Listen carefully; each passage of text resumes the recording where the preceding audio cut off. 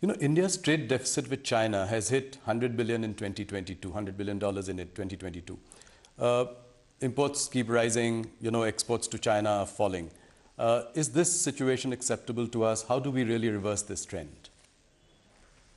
No country would want its exports to languish and imports to balloon with any trading partner.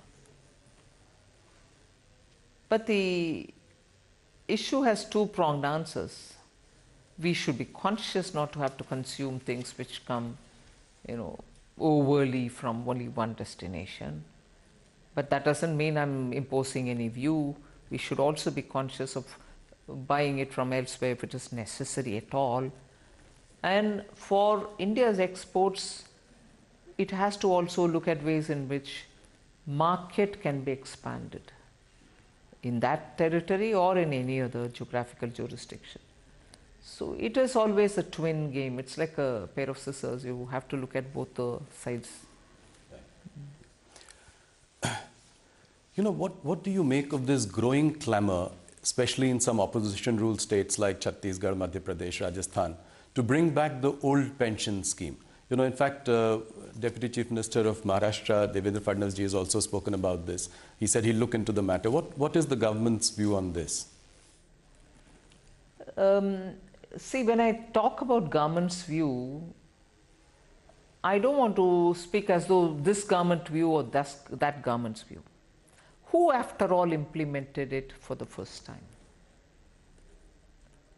After the decisions were taken at different layers of officialdom, the political dispensations which brought this in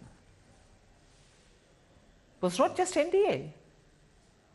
UPA was actively those who brought it forward.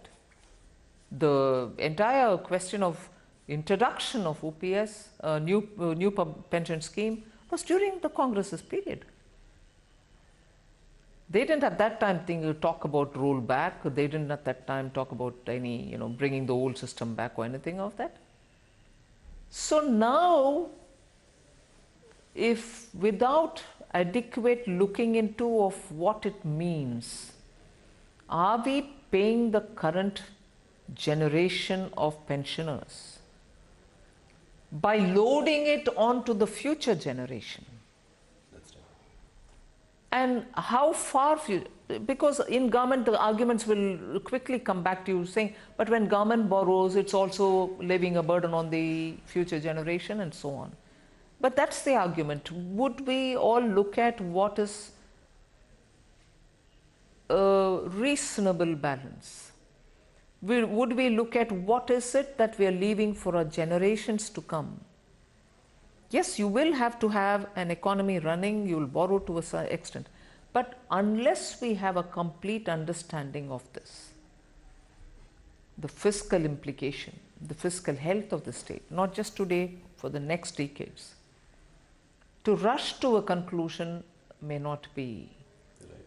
And I was glad to hear in one of the book release programs that I attended, Sri Montek Singh Aluwalia talk about it.